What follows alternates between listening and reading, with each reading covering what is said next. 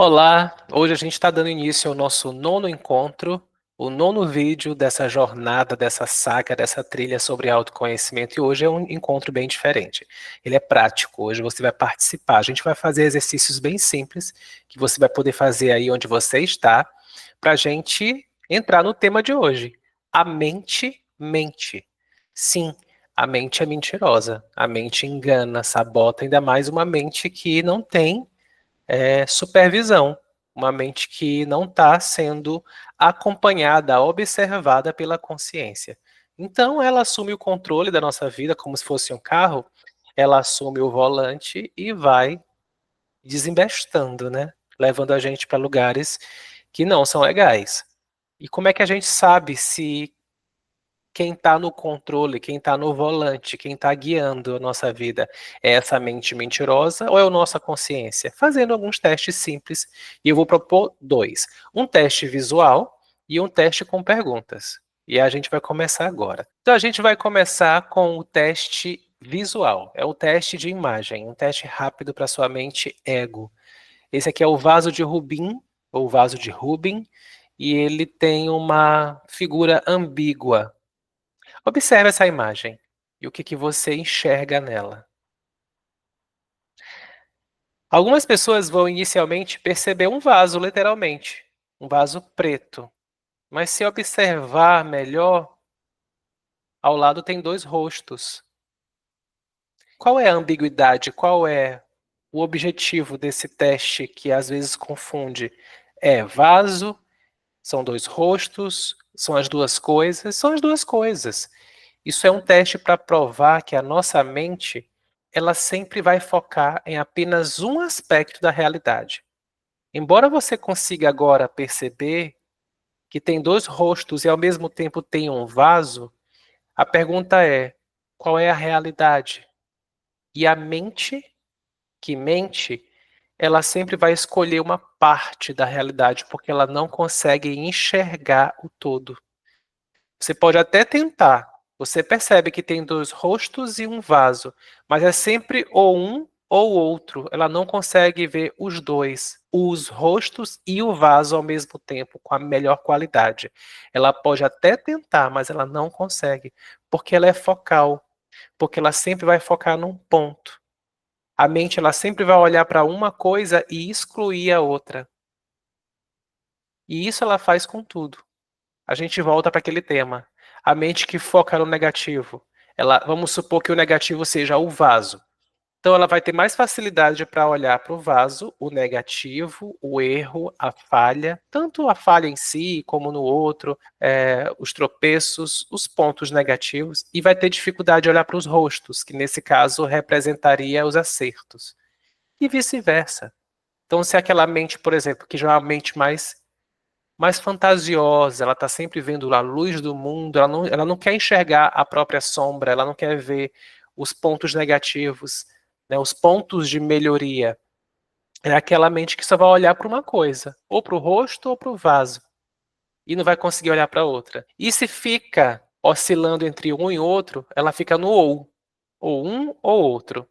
E nesse ou, eu sempre estou 8 ou 80. Eu sempre incluo uma coisa e excluo a outra. Eu não consigo integrar. A realidade, ela não tem bom e ruim, correto e errado. Ela não tem gosto ou não gosto. A realidade é o que é. Ela não julga. E aqui você percebe o quanto que a sua mente julga. Ela escolhe, ela compara. E isso é o motivo do sofrimento. Porque a mente é sempre parcial. Ela é sempre fragmentada, seletiva. Ela sempre vai estar num time, num lado. E para estar nesse lado, ela exclui o outro. E aí surge, por exemplo, o preconceito. O que é o preconceito? É a minha visão. Essa aqui é o que eu olho, é o que eu escolho olhar, e eu não quero olhar para o outro, ou eu não consigo integrar, incluir o outro, porque na minha cabeça, ou um ou outro, ou é 8 ou é 80. Ou eu estou num time ou estou no outro. E é por isso que o ego se vê separado. Esse é um dos maiores motivos de sofrimento da mente humana, do ego. Ele se vê solitário e separado.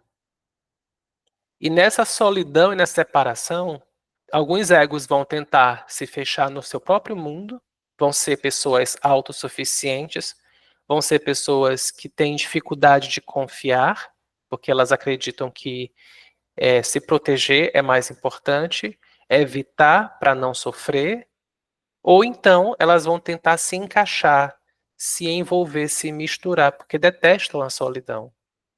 A gente aqui está trazendo apenas algumas possibilidades, a gente poderia falar horas, refletir horas sobre isso. Então, o que eu quero dizer é que a mente ela só vê uma parte do todo. Ela tem dificuldade de ver a realidade. Ela só quer ver a realidade que para ela faz sentido. E muitas vezes essa realidade que ela vê é uma realidade que ela construiu na cabeça dela, uma fantasia, uma criação. Ou ainda que seja a verdade, mas é só apenas uma parte da verdade, não o todo. Reflita sobre isso. E antes da gente passar para o próximo teste, eu quero comentar a imagem que eu coloquei hoje como plano de fundo, papel de parede. Eu tenho uma ilustração de uma pessoa e na cabeça dessa pessoa tem versões dela mesma. É como se fosse versões suas que interagem, que falam e que pensam, e isso é a mente, e isso é o ego. A mente é o programa que pensa, e o ego é o programa que pensa a partir de si mesmo e da sua visão de si e do mundo. Então, o meu ponto de vista, o que eu acho, né, as minhas percepções, as minhas crenças, o que eu quero, o que eu não quero, o que eu desejo, o que eu busco, essa coisa toda se transforma em um discurso constante. Pode ser apenas divagações, falatórios, verborragias, né, tagarelices, e não importa. Quando a gente vai perceber, é o que fica rodando o tempo inteiro. Às vezes a pessoa tem tanto descontrole dessas vozes internas, porque a consciência não assumiu esse lugar, não faz higiene mental, não silencia a mente, não vive o agora, e então permite que o programa esteja rodando. Essa pessoa se transforma em um zumbi, ela fica em transe, ela fica ali apenas existindo, e dentro dela tem um programa, um parasita rodando. O corpo dela está até aqui, mas a mente dela está em todo lugar. E isso é fator de adoecimento. E como saber se é realmente isso que acontece? Vamos fazer testes. Pause esse vídeo por um instante, um minuto que seja, e veja se você consegue silenciar sua mente, ficar sem pensar em nada. Conseguiu ficar sem pensar em nada? Ok, é difícil? Eu concordo que é difícil. Mas o que eu quero te provar com esse teste não é que você é capaz de não pensar. O que você tem que chegar nesse lugar de não pensar. Dá para chegar. Não eternamente, mas dá para ir e ficar em silêncio sem pensamentos. É possível, eu já consigo. E isso é ótimo. Mas é para você ver como o programa ele é autônomo. E assim como a natureza do coração é bater, a natureza da mente é pensar. O problema é que a gente pensa demais e às vezes pensa demais em coisas que não são úteis. 80 a 90% dos nossos pensamentos são inúteis, ou então são repetitivos, e também inúteis. E pensar demais gasta energia vital. E um dos maiores cansaços que a gente tem é um cansaço mental. E a gente vai dormir e não consegue descansar, porque a mente continua rodando. A gente sonha com as coisas que a gente pensou ao longo do dia. E a gente vê uma sociedade cada vez mais exausta. Por quê?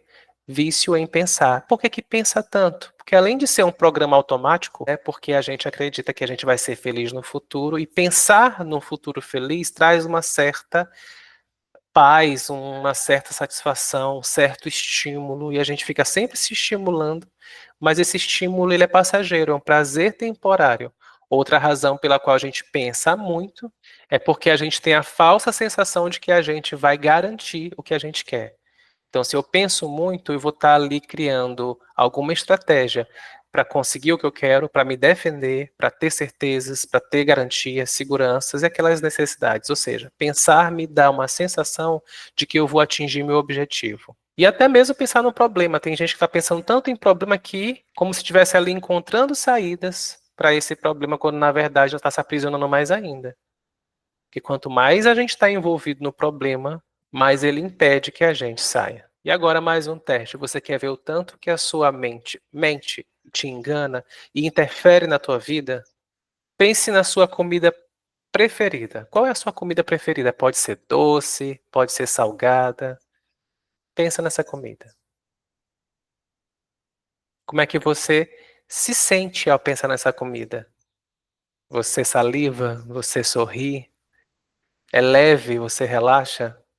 Você solta algum som? Delícia. Mas você está vendo a sua comida agora? Ela é real? Ela está aqui? Você vai comê-la agora? Eu quero te dizer que só em pensar em algo que você gosta, como pensar num futuro melhor, te traz uma falsa sensação de felicidade.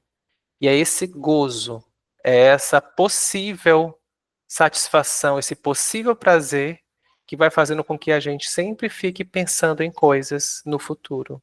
Ou então lembrando de coisas do passado. Eu comi aquele bolo de aniversário, aquela aquela torta, aquela sobremesa incrível, aquele prato maravilhoso. E você está no passado ou no futuro tendo algum tipo de prazer. Mas no agora, o que que é real? Olha só, o teu ponto de visão tá no vaso ou no rosto, não tá no agora. Como assim, Júnior? Eu escolho estar num lugar, menos aqui, olhando para a realidade. Eu prefiro olhar para a memória ou para uma imaginação. Eu não olho para a realidade. Por quê? Porque na realidade eu não estou conseguindo encontrar prazer. E eu nem sei fazer isso, a gente tem que aprender. Se eu não consigo encontrar felicidade no agora, é a minha função. Porque senão eu vou ficar vagando no tempo. E o tempo é ilusão. Passado é memória, já passou, é só uma memória a gente não pega. E o futuro também é só uma possibilidade. Só existe o agora. Só o agora é real. Inclusive, quando você está pensando nas memórias passadas, você está pensando agora. Em alguma coisa que aconteceu no agora. No agora que já passou, mas é no agora. Nesse exato agora, você pensa em um agora que já passou, porque o teu cérebro, tua mente, tem apenas a função de armazenar memórias. Se você não pudesse guardar memórias, não teria passado. Da mesma forma, o futuro. Se você não pudesse ter a faculdade, a capacidade de projetar, de antecipar coisas, não existiria o futuro. Porque até o futuro você pensa estando agora, em um possível agora lá na frente. Então entende que futuro e passado são, na verdade, construções da mente. Só existe o agora. E você consegue, por causa da sua mente humana, registrar agoras que já passaram e consegue projetar possíveis agoras que a gente nem sabe se vai acontecer. Qual é o problema? Qual é a loucura da mente? Ela passa mais tempo em qualquer lugar, menos no real agora. Porque ela está insatisfeita com o agora do jeito que é. Porque ela criou a fantasia, essas vozes internas, que o agora não é suficiente. Porque ela entendeu que ela precisa de 1000 coisas que ela ainda não tem, que essas 1000 coisas vão fazê-la feliz. Ou porque ela só pode ser feliz lá no passado. Ou porque ela tem que fugir desse passado e correr para um futuro. E o presente momento acaba sendo só uma passagem entre um mundo e outro.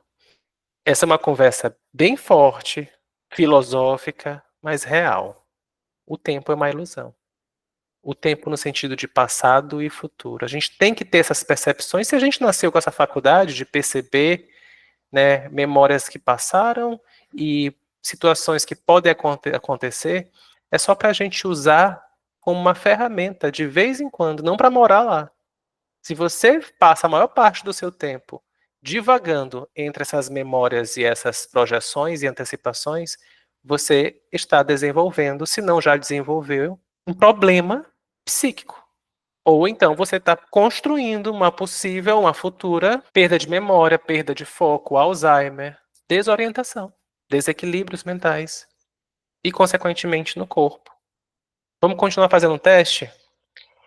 E qual é a comida que você não gosta? Pensa na comida que você não gosta. Com todo o meu respeito, eu não gosto de pequi. Não sei se você conhece, é muito comum na região centro-oeste. Ó,